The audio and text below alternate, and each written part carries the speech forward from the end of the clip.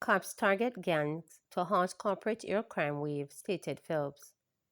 Police divisions in Area 4 will be targeting gangs, which they say are behind the crime wave affecting the corporate area. Head of Area 4 Acting Assistant Commissioner Michael Phelps shared that many of his divisions are known to have several conflicts and other issues surrounding gangs. The acting ACP said as much as very critical part of the police strategy is to give particular focus on the gangs, especially those that are involved in murders and shootings across the divisions. This year has not been off to a good start in terms of the number of violent crimes that have been seen, stated ACP Phillips admitted. We are intolerant of the high levels of crime, and our investigations have shown so far that the gangs are responsible for the current high crime wave that we are seeing across the Area 4 space. He said dismantling the gangs is critical to achieve a drastic reduction in crime. We want them to know that we know who they are, we know what they're doing, and we will use the law to disrupt their illegal activities.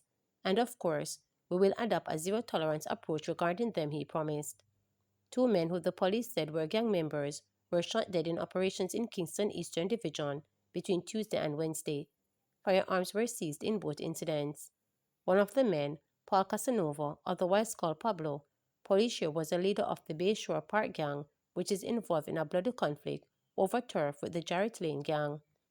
Police told reporters that Casanova fled the Bayshore Park community after a falling out and went to live in Mountain View, where he aligned himself with the gang from Jarrett Lane. Following this, he planned and launched attack against his former associates. While Casanova was a member of the Bayshore Park gang, the police said he was charged with murder and other firearm-related charges. His death will ease tension in both communities, the police believe.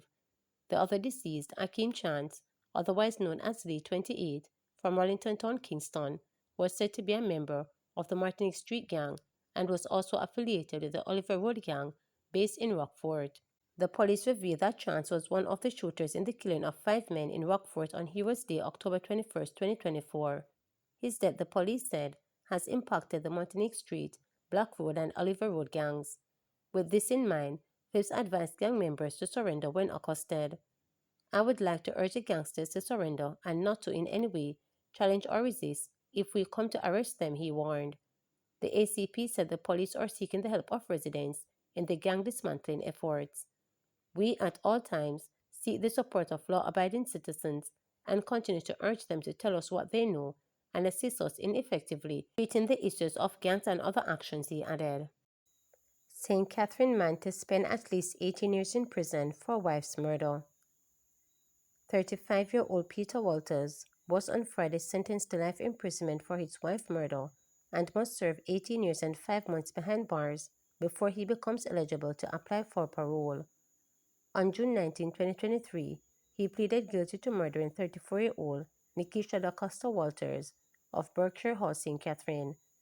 In handing down sentence in the St. Catherine Circuit Court on Friday, Justice Bertram Morrison told the accused that the aggravating circumstances overweighed the mitigating circumstances in the case. I think that your action shocked the public's conscience, as it was done in the presence of your child, but it cannot be discounted that you've pleaded guilty, Morrison said. The judge read for the report that Walters was jealous and reacted violently, having been spurned by his wife. Attorney at law Ludlow Black, in his plea in mitigation, had emphasized that his client was remorseful in his actions. The court was told that on August 26, 2022, Walters was at home in Berkshire Hall when a disagreement developed with his wife, who he accused of infidelity. A knife was brought into play, and he used the knife to stab his wife repeatedly. She died from injuries received. He reportedly ran from the community, drove to the Linstead police station, and was taken into custody. He has already spent 2 years and 5 months in custody.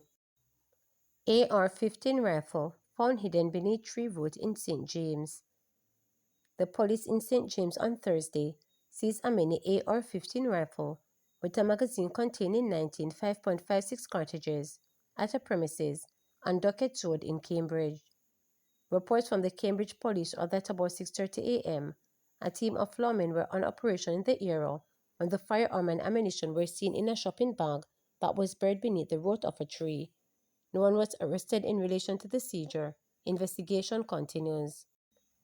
Cops seize illegal cigarettes, 2 higglers arrested. 2 higglers have been charged for illegal cigarettes that were allegedly found in their possession. Donald Mattis from 9 Miles in Bull Bay, St. Andrew, was charged along with 42-year-old Tofewi Darkins from Glengoff in St. Catherine. Both men have been charged with possession of uncustomed goods. No court date was given for the 2 accused. Reports indicated that around 8:30 p.m. on Tuesday, a police team signaled a silver Toyota Probox to stop for a traffic bridge on Torrington Road, Kingston 5. The 2 accused were in the car at the time. The driver opened the door and the police reportedly smelled ganja in the vehicle. The police informed the driver that they smelled ganja and that they were going to search the vehicle. The car was searched in the view of the drivers and the other occupant. A brown cotton box was seen and inspected, and 25 cartons of Sunny cigarettes, each containing 26, were found. The exhibit was labeled and sealed in the view of both men. They were later arrested and charged with the offense of uncustomed goods. St. James man charged for shooting in his community. 22-year-old Unique Henry, otherwise called CJ of Top Hill, Mount Clair, St. James, has been charged with several offenses following a shooting incident in his community on July 5, 2024. He has been charged with 2 counts of shooting with intent, possession of prohibited weapon, possession of firearm with intent to injure, using a firearm to commit a felony, and discharge of firearm in any place. The Montego Bay police say about 5:45 p.m., 3 complainants were on their veranda when Henry allegedly approached their gate and opened fire in their direction. The complainants ran inside their house and locked the door in a bid to escape injury. The police say once the shooting subsided, the complainants discovered bullet indentations on their veranda wall and bullet holes in the trunk and seats of a Toyota Noah motor car. No one was injured in the incident.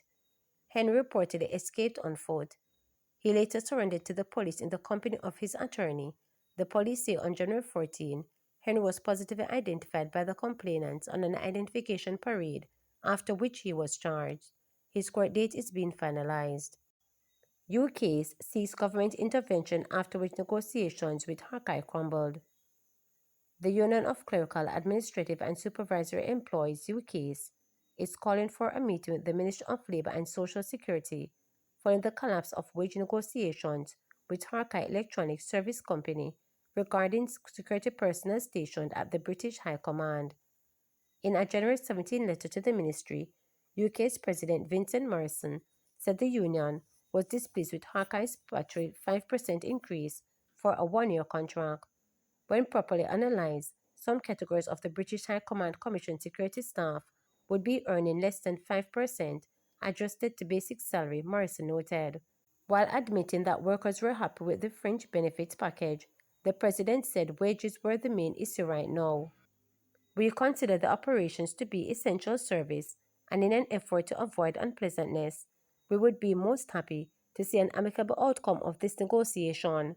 However, we are not at all encouraged by the industrial relations posture of the company, and as such, we are not in a position to wait much longer to have the workers' claim settled, he warned in the letter. UK's argued that Archive has been implementing the full amount of last minimum wage adjustment and that the offices should be paid UK minimum wage as they are effectively working for the British government. Disagreements over the effective retroactive period of the new contract also contributed to the breakdown of negotiations following 9 meetings, according to Morrison. Morrison also alleges that the company denied workers scholarship benefits for their children, staff loans, and end-of-year payments on the grounds that the workers are in negotiations, which he describes as union-busting tactics. Remember to subscribe, like, share, and click the notification bell for daily updates.